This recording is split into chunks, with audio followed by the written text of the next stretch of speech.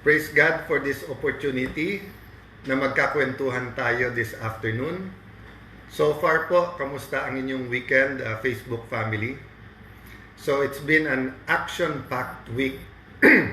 Nagsimula po nung Sunday, prayers, meeting with many senators. We went to sleep just expecting a ordinary day ng Monday. Then to God's grace and mercy, I got a call Sunday morning. Monday afternoon, nakumpleto yung 13. Dumating si Senator Bato. And only to God's grace and mercy, nagpalit ng liderato sa Senado. Then of course, tumuloy-tuloy na. I was hoping na ang ating topic ng Thursday at Friday ay ang aking privilege speech nung Wednesday na ang tawag po ay, ang pangalan po ay Bigger Picture. Let me give you the 2-minute version. So sinabi ko dun sa Bigger Picture na medyo nakatutok tayo sa politika, lalo po sa news at saka sa social media. Pero ang ordinaryong Pilipino, hindi lang siyempre political yung lens.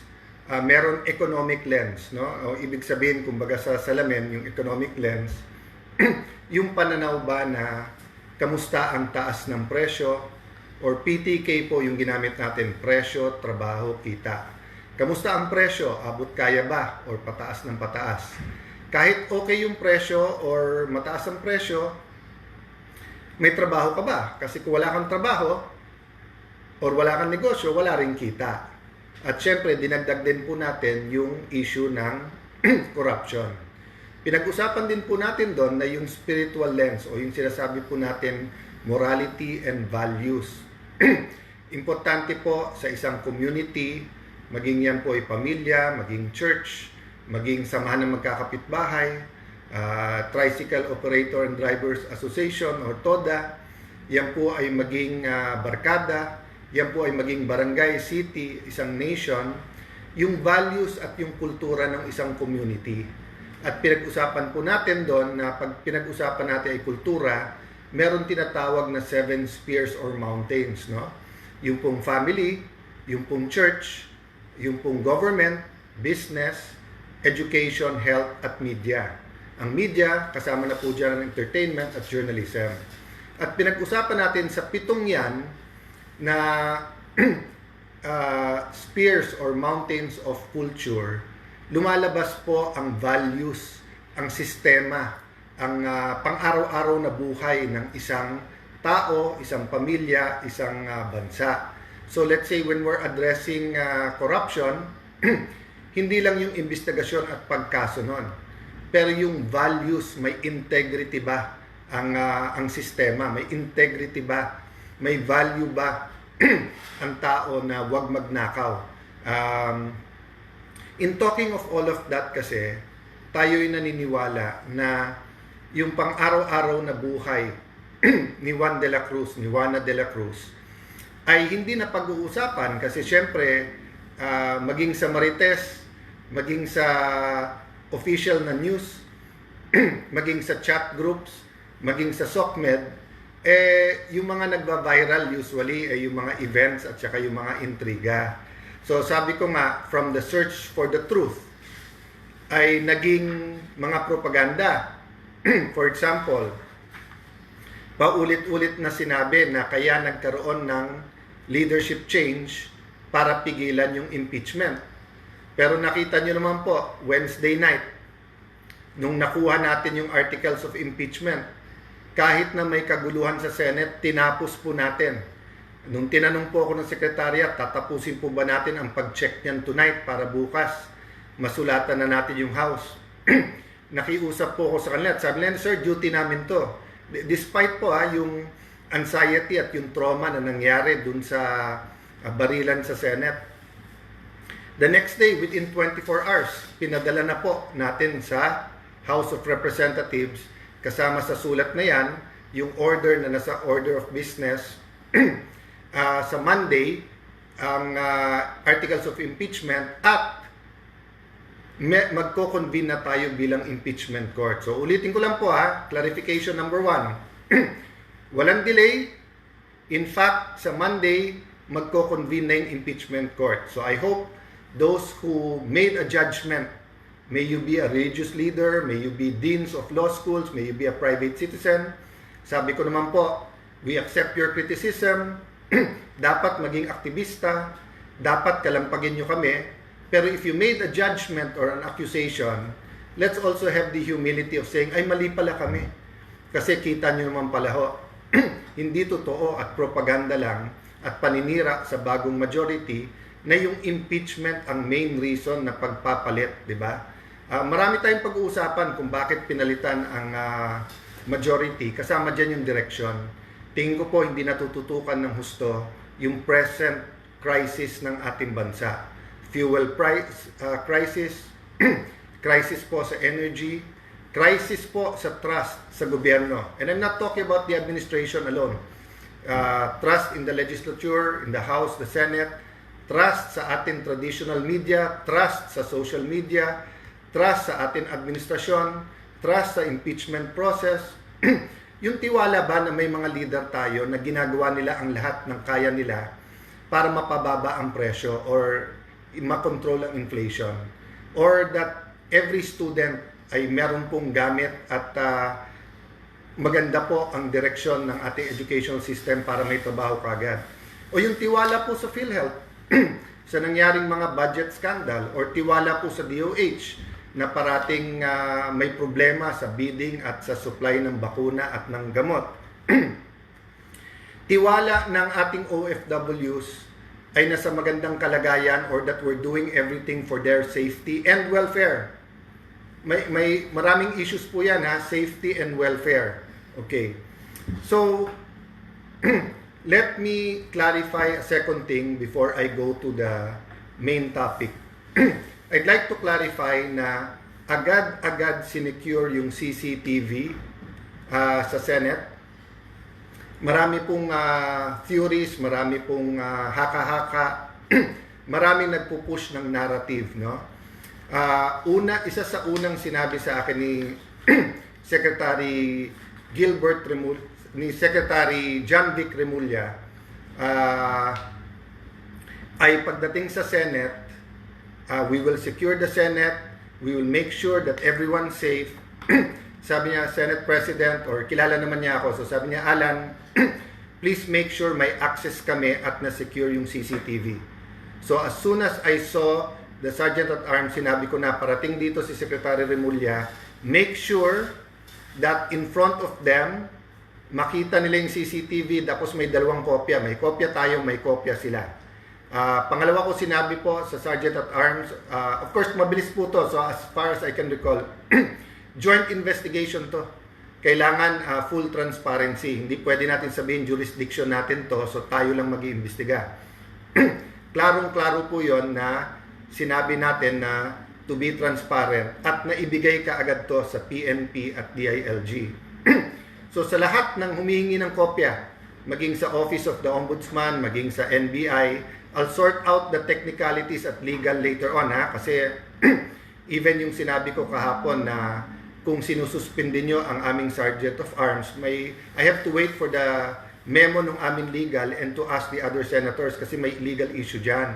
But ang sabi ko, to be fair, tandaan nyo na sa investigasyon, napaka-importante yung impartial. Kung walang credibility yung investigasyon, bali wala investigasyon. So, paano mag-iimbestiga ang NBI kung sila mismo ang iniimbestigahan? Diba? Tandaan nyo po, paulit-ulit sinabi sa amin na wala sila sa aming premises at wala sila sa GSIS. Nangako din ang NBI na bibigyan kami ng kopya ng warrant at hindi naman kami binigyan ng kopya. So, hindi pa namin nakikita yung warrant. So, paano nila sasabihin sa amin na dapat ay dinetain namin si Senator Bato? Even assuming that we had the power to detain him. Number 3, they promised us an investigation dun sa mga nakipaghabulan na agents nila nung Monday. Hanggang ngayon, wala yon. But idadagdag ko lang yesterday, sinabi po ni ng DOJ Secretary na alam nila ang pagkilos ng NBI nung Monday at Wednesday. So of course, that's the first time I heard na alam ng DOJ yung pagkilos. Then they announced mag-iimbestiga sila. Baliktad ata, you should be part of those being investigated. Kasi iniimbestigahan nga yung ginawa ng NBI. So kung alam nyo, ba't hindi kayo nagsalita? So, hindi yan ang topic ko ngayon hapon, but eto lang iwanan ko sa inyo. If you wanna be the good guys, or you wanna be the bida, hindi pwedeng ikaw ay kontrabida. Okay? So, klaro yon. Hindi pwedeng sasabihin mo, mag-iimbestiga para malaman ang katotohanan, tapos ikaw pala yung dapat imbestigahan. That's precisely why I allowed the DILG and PNP, kasi hindi naman pwedeng Senate lang ang mag-iimbestiga. Dapat malaman din nila. But, one point lang, no, may napanood ako, I hope that wasn't AI. I know that reporter or news anchor sa isang radio station, tinanong niya si General Aberin, isang kilalang general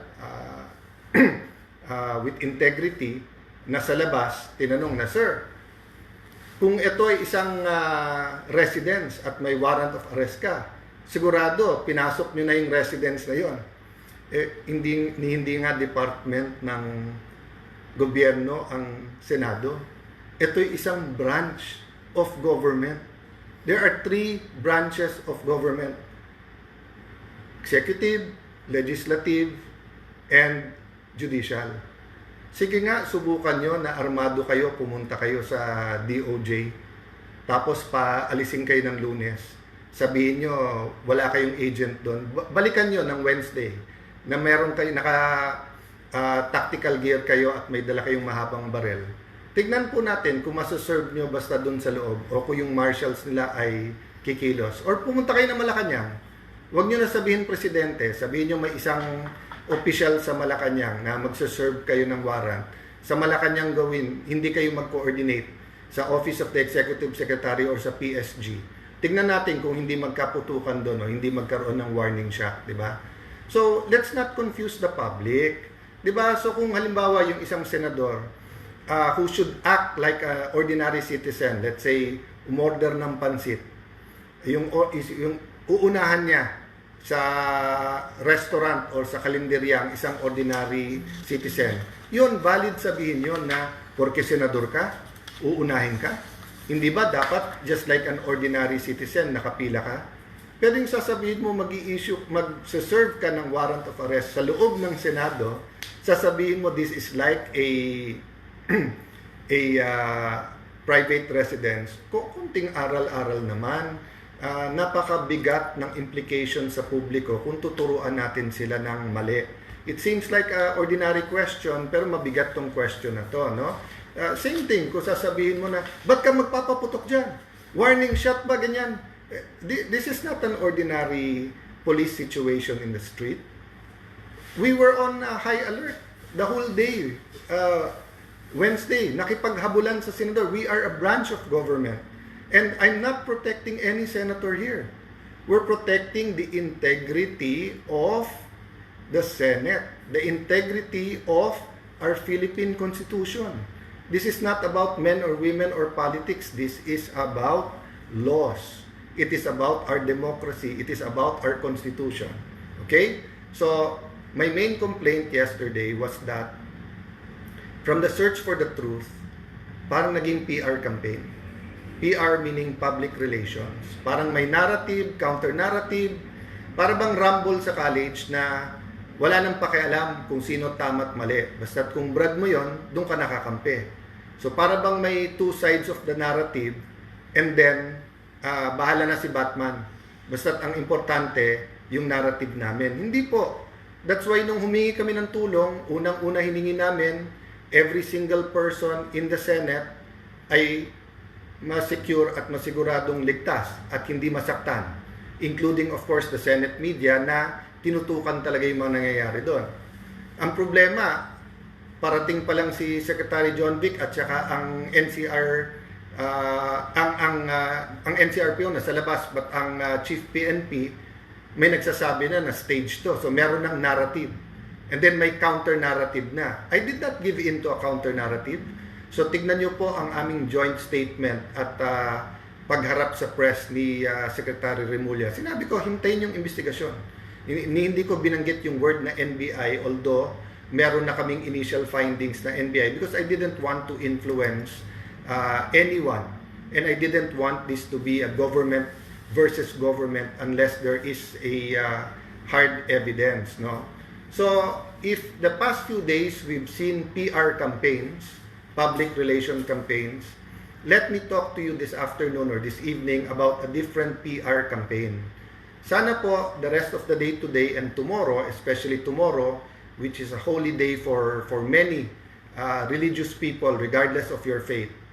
Ang PR campaign na aking pong propose ay Prayer and Reflection Campaign. Prayer and Reflection Campaign. So let me start with prayer.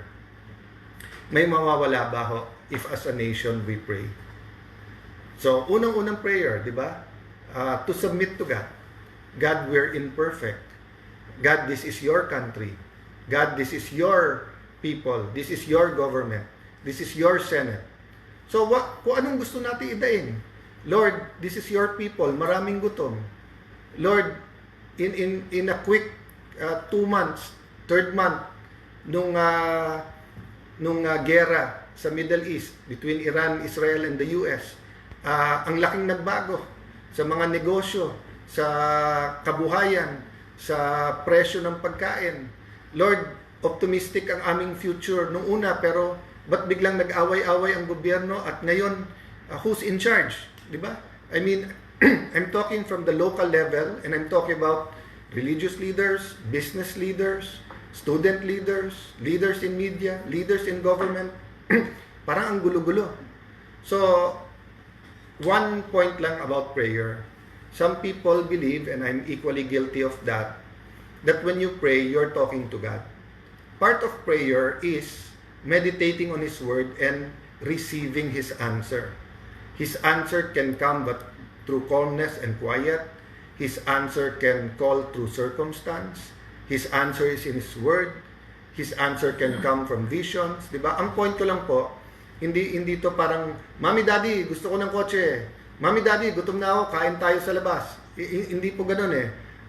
Papa, Mama, Mother's Day, kain tayo sa labas. Yes or no?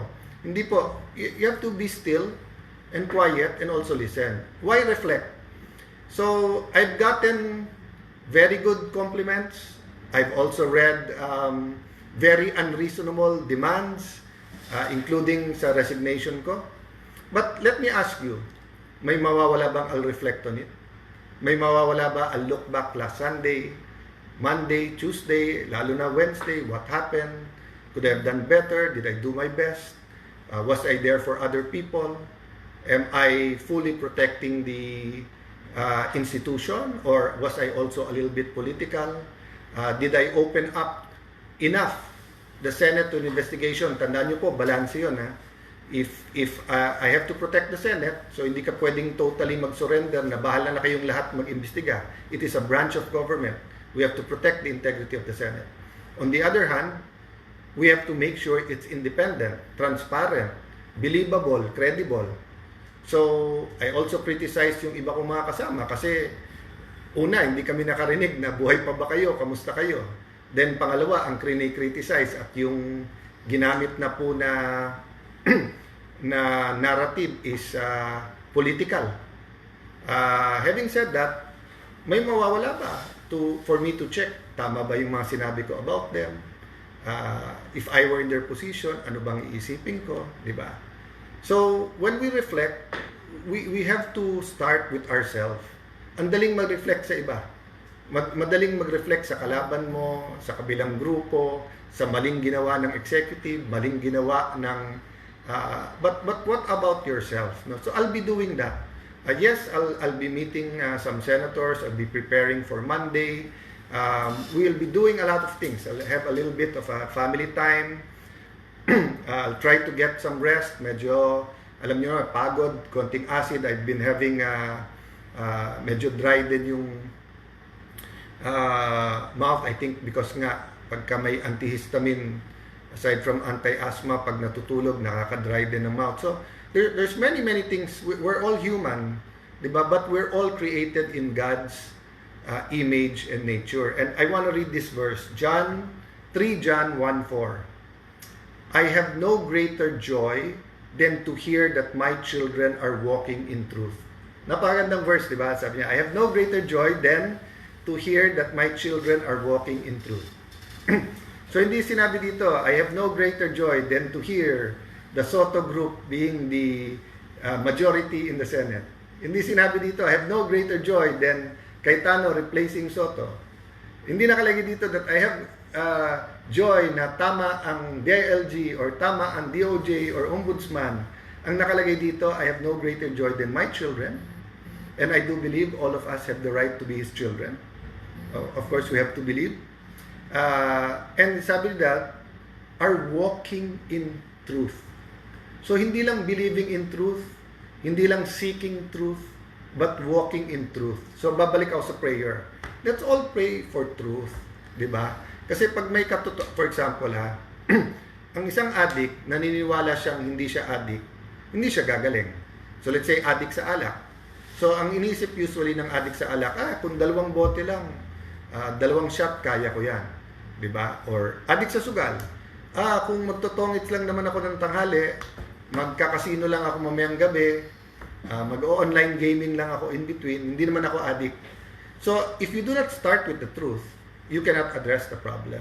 So, ganun din po. If the Senate will think that the problem is the majority, if ibebenta nila, impeachment lang to, yan lang ang without saying na, sandali lang, how have we dealt with corruption issues? Have we done enough to really address it? How have we dealt with prices, with inflation, prices of food, productivity ng ating farmers, with flood control? Hindi lang yung flood control investigation, tag-ulan na. Kita nyo, konting ulan, may bumabaha na. So, we have to reflect on so many things, di ba? Dati, leader tayo sa education. Totoo ba, the last year, naunahan pa tayo ng Cambodia sa tourism. Paano kabuhayan ng ating mga kababayan? Let me give you one point. I'm reflecting on, alam ko na kasi kasunod pag ganito na may kahirapan, kasunod na nito new taxes. Whether the day na medyo controversial yung IMF, 1970s, 80s, hanggang nung naging congressman ako, late 1998, parati yan, na ayusin nyo yung fiscal position nyo, yung pananalapi, mag-tax na naman. So, paulit-ulit ko po sinasabi, sana ngayon may makinig na as Senate President and head of the new majority. Nung panahon ni President Ramos at nagka-crisis, nag-impose siya ng 10% across the board sa lahat ng departamento. Maliit lang ang budget nun. Ngayon, mahigit 6 trillion yung budget So, pag nag-impose ka ng 10%, forced savings, 600 billion na kagad yun. Kahit imperfect, sabihin natin, some departments 5%, some 7, some 10, some 12. Sa 5%, 300 billion yun. Baka naman hindi natin kailangan ng taxes. Or baka kailangan, pero as the new Senate President, at least while I'm there, ipakita nyo muna na lahat ng luho at lahat ng hindi kailangan sa gobyerno na isang tabi at magagamit natin sa tama. Okay? I will recognize whatever the administration has done or is doing, di ba? But there's so much we can do. And we're only talking about the 2026 budget. Tandaan nyo, may pera pa from the 2025 budget. O yung ibang nirealign for the crisis, ma-report kung nasaan yan.